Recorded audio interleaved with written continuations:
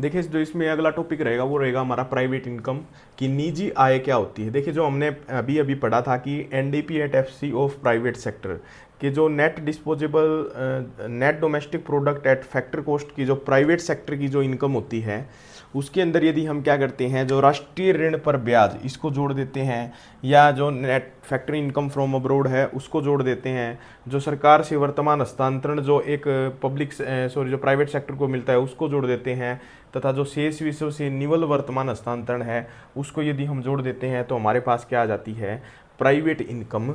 हम calculate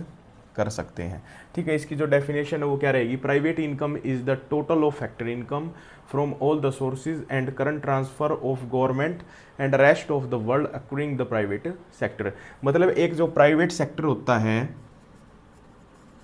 private sector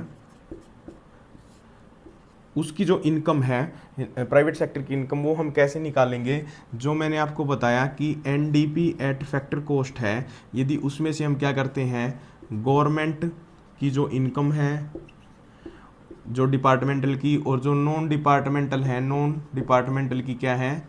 savings है, यदि उसको हम घटा देते हैं तो हमारे पास क्या आता है, हमारे पास ये निकल के आ जाएगा कि net domestic product at factor cost of private sector. और इसके अंदर हम क्या क्या जोड़ेंगे, जो हमारा राष्ट्रीय ऋण हमने दे रखा है उसके ऊपर जो हमें इंटरेस्ट मिलता है उसको यदि हम जोड़ देंगे, NFIA जो net factory income from abroad है, जो विदेशों से निवल कारक आय है उसको यदि हम जोड़ देंगे, सरकार से वर्तमान हस्तांतरण क्या होते हैं जैसे सब्सिडीज़ वगैरह मिलती हैं कि व्यक्तियों को, तो वो सब इसके अंदर हम ऐड करते हैं। और जो शेष विषय से निवल वर्तमान हस्तांतरण जो दूसरे देशों में क्या है हमारी कंट्रीज़ के लोग रह रहे हैं, वो इनकम के तौर पे या कोई गिफ्ट के तौर पे जो हमें इनकम